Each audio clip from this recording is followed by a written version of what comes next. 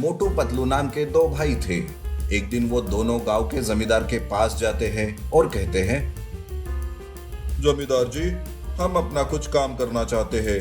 आपके पास इतने ट्रैक्टर है, हमें एक ट्रैक्टर चाहिए किराए से। हाँ हाँ, क्यों नहीं, पर मुझे रोज का किराया रोज चाहिए। शाम के 6 बजे के बाद ट्रैक्टर लेकर आए तो किराया डबल हो जाएगा, और ट्रैक्टर में कुछ खराबी आए तो उसे तुम्हें ही ठीक करवाना होगा। मेरी इतनी शर्त मंजूर है तो बोलो। हाँ हाँ, हमें आपकी सारी शर्तें मंजूर है जमींदार जी। हम किराया सही समय पर देंगे, पर ट्रैक्टर का ध्यान भी रखेंगे। तब जमींदार मोटू और पतलू को एक ट्रैक्टर किराए से देता है। वो ट्रैक्टर लेकर काम पर चले जाते हैं। पहले ही दिन उन्हें बाजार से शहर माल ले जाने का काम मिलता है। मोटू और पतलू शहर जा रहे थे। धूप की वजह से वो एक जगह पर रुक जाते हैं। तब मोटू पतलू से कहता है, अरे पतलू, चलो हम पास के पेड़ के नीचे थोड़ी देर आराम करते हैं। नहीं मोटू, अगर यहाँ आराम करने से देरी हो गई तो जमींदार को डबल किराया देना पड़ेगा। अरे पर थोड़ी देर आराम करने से कुछ नहीं होगा। तब मोटू और पतलू ट्रैक्टर को पेड़ के पास रखकर पेड़ के नीचे आराम करते हैं। वो कब गहरी नींद में चले जाते हैं उन्हें पता भी नहीं चलता, और जब उनकी आंख खुलती है तो वहां उनका ट्रैक्टर रहता ही नहीं। मोटू डर के मारे पतलू से कहता है, अरे पतलू, ट्रैक्टर कहाँ चला गया? पहले ही दिन हमारा बहुत बड़ा नुकसान हो गया, अब क्या करें? मैंने तो पहले ही कहा था कि पहले काम करते हैं, पर तुमने नहीं सुना। अब जमींदार से क्या कहेंगे? तब मोटू और पतलू आसपास ट्रैक्टर को ढूंढने लगते हैं, पर उन्हें ट्रैक्टर नहीं मिलता। वो दोनों जमींदार के पास जाते हैं। जमींदार दोनों को खाली हाथ देखकर कहता है, क्या हुआ मोटू पतलू, तुम दोनों यूं खाली हाथ? मेरा ट्रैक्टर कहाँ है? जमींदार जी, ट्रैक्टर चोरी हो गया, हमें कुछ दिनों की मोहलत चाहिए। क्या कहा? मेरा ट्रैक्टर चोरी हो गया? अरे मोटू पतलू, कहाँ भेज दिया तुम दोनों ने मेरे ट्रैक्टर को? देखो, 2 दिन के अंदर मेरा ट्रैक्टर अगर नहीं मिला तो तुम दोनों को तुम्हारा घर मेरे नाम करना होगा। घर जाने के नाम से मोटू पतलू दोनों भी नाराज हो जाते हैं। वो वापस उसी जगह आते हैं जहां वो रुके थे। ट्रैक्टर को ढूंढते ढूंढते वो तालाब के पास आते हैं। तब उन्हें एक मिनी ट्रैक्टर तालाब में पड़ा दिखाई देता है। मोटू और पतलू दोनों उस मिनी ट्रैक्टर को पानी से बाहर निकालते हैं, लेकिन वो ट्रैक्टर पूरी तरीके से बंद था। कितना भी उसे वो स्टार्ट करे, स्टार्ट ही नहीं हो रहा था। अरे पतलू, चलो मिनी ट्रैक्टर को पेट्रोल पंप तक ले चलते हैं, देखते हैं कि पेट्रोल डालने से ये स्टार्ट होता भी है या नहीं। मोटू और पतलू मिनी ट्रैक्टर को धक्का मारते हुए पेट्रोल पंप तक ले जाते हैं। तब वहां काम करने वाला कहता है, अरे इस मिनी ट्रैक्टर को ऐसा ही धक्का मारकर चलाओ, पेट्रोल भरने की भी क्या जरूरत है, उतने ही आप दोनों के पैसे बच जाएंगे। वो दोनों पर हंसता है। तब पतलू उस पर गुस्सा करता है। पेट्रोल पंप से मिनी ट्रैक्टर में पेट्रोल भरा जाता है। तब जाकर वो मिनी ट्रैक्टर स्टार्ट होता है। ये देख मोटू और पतलू बड़े खुश हो जाते हैं। उस दिन से वो बिना आराम करे काम करते हैं और शाम को पैसे लेकर जमींदार के पास आते हैं। जमींदार जी, ये रहे आपके कल के किराए के पैसे। ऐसे पैसे कमाकर हम आपको आपके ट्रैक्टर के पूरे पैसे दे देंगे। अब हमें आपको घर देने की जरूरत नहीं। मोटू और पतलू जाने के बाद जमींदार खुद से बातें करता है, और ये आखिरकार इन दोनों को कहां से मिला ये मिनी ट्रैक्टर जो मेरे इरादों पर पानी फेर रहा है। कितने सालों से मोटू पतलू के घर पर मेरी नजर थी। आसानी से हाथ आया घर मैं नहीं छोड़ने वाला। जी हाँ, ये चाल जमींदार की ही थी, लेकिन उसके मंसूबे पर पानी फिर गया था। लेकिन उस रात कोई तो मिनी ट्रैक्टर की भी चोरी कर लेता है। सवेरे मोटू और पतलू अपने मिनी ट्रैक्टर को ना पाकर परेशान हो जाते हैं। तब पतलू कहता है, अरे यार मोटू, ये क्या हो रहा है हमारे साथ? हमने किसी का क्या बिगाड़ा जो हमें इतना दुख दे रहा है? मोटू पतलू को समझाता है। वो दोनों जंगल में मिनी ट्रैक्टर ढूंढने जाते हैं। जंगल में वो गुफा के पास आते हैं। गुफा के अंदर से हंसी की आवाज आ रही थी। तब वो दोनों गुफा के अंदर जाते हैं। तब उन्हें उनका मिनी ट्रैक्टर, जमींदार का ट्रैक्टर दोनों दिखाई देते हैं। उन दोनों को इस बात का राज समझ नहीं आता। तब वो चुपके से वहां पहरा देते हैं और गुंडों की बात सुन लेते हैं। अरे ये जमींदार तो एक तीर से 2 वार करने में बड़ा ही माहिर है। खुद का ट्रैक्टर खुद ने ही चुराया और अब ये मोटू पतलू का मिनी ट्रैक्टर भी चुराया। जमींदार मोटू और पतलू का घर हासिल करके ही रहेगा और उन दोनों बेवकूफ को पता भी नहीं चलेगा। ये सुनकर मोटू और पतलू को जमींदार की सच्चाई पता चल जाती है। तब मोटू पुलिस को बुलाकर गुंडों को पकड़वा लेते हैं।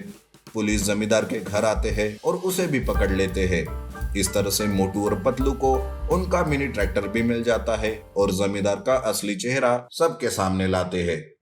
Homemade Rolls Royce car.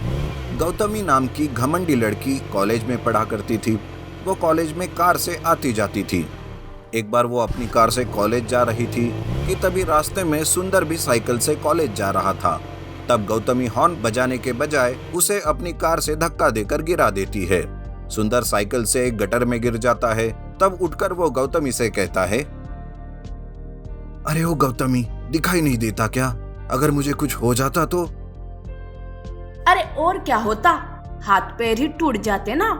तुम तो ऐसे रास्ते से साइकिल चला रहे थे कि जैसे ये रास्ता तुम्हारे बाप का हो। आज के बाद मेरे सामने फिर से साइकिल लेकर आए ना तो फिर से उड़ा दूंगी कार से। गौतमी सुंदर को भला बुरा कहकर वहां से चली जाती है। ऐसे ही वो हमेशा किसी न किसी को अपनी कार से टक्कर देती रहती और उन पर ही अपना रुबाब दिखाती रहती। उसे किसी का भी डर नहीं था। ऐसे ही एक बार गांव में वो तेजी से कार चलाते हुए जा रही थी। तभी उसने एक बुजुर्ग को कार से धक्का देकर जानबूझकर गिरा दिया। उस बूढ़े के पैर को काफी जख्म लग जाती है। तब वो कहता है, अरे मेरा पैर टूट गया रे। देखो इस घमंडी बदतमीज लड़की ने मेरे पैर तोड़ दिए। अब मैं कैसे चलूंगा? ऐसा कहकर वो जोर जोर से रोने लगता है। तब गांव के लोग भी वहां जमा हो जाते हैं। तब गौतमी बैग से कुछ पैसे निकालते हुए कहती है, अरे अब इतना भी ओवर एक्शन करने की कोई जरूरत नहीं है। ये लो पैसे और यहाँ से रास्ता नापो। गौतमी उस बूढ़े के मुंह पर पैसे फेंक कर वहां से चली जाती है। गौतमी का पैसों का घमंड इतना होता है कि उसके आगे उसे किसी के जान की भी परवाह नहीं थी। इस तरह गौतमी अब दिन ब दिन अपनी कार से किसी न किसी का एक्सीडेंट करती रहती और बदले में माफी मांगने के बजाय उन्हें ही उल्टा सीधा कह देती या तो पैसे खिलाकर चली जाती। ऐसे ही एक बार की बात है, गांव में चिंटू नाम का बच्चा गौतमी के कार के ऊपर चढ़कर खेल रहा था कि तभी उसे गौतमी देख लेती है। वो उसके पास आती है और कहती है,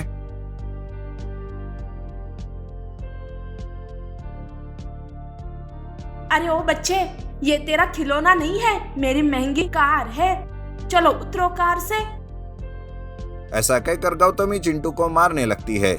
तभी वहां सुंदर भी आता है और उसे रोकते हुए कहता है, अरे रुक जाओ गौतमी, इतनी सी बात के लिए बच्चे को मारना तुम्हें शोभा नहीं देता। कब से देख रहा हूँ तुम्हें, जब देखो तब तुम इस कार से लोगों का एक्सीडेंट करती रहती हो और आज देखो इस बच्चे पे ही हाथ उठा दिया तुमने। वाह, मेरी कार को खराब किया इस बच्चे ने और तुम कहते हो कि ये इतनी सी बात है। भला तुम भी कैसे जानोगे? तुम्हारे पास थोड़ी ना कार है। तुम्हें पता भी नहीं है कि कितनी महंगी कार है ये मेरी। तुम गरीब लोगों के पास खाने के लिए पैसे नहीं होते तो महंगी कार कैसे खरीदोगे? बस करो गौतमी, बहुत हो गया तुम्हारा। तुम्हें बहुत घमंड है ना अपने पैसों पर। तो ठीक है, मैं भी तुम्हारे कार से भी महंगी कार बनाऊंगा और तुम्हारा घमंड तोड़कर चूर चूर कर दूंगा। तुम और महंगी कार बनाओगे? जाओ जाओ, आया बड़ा कार बनाने वाला।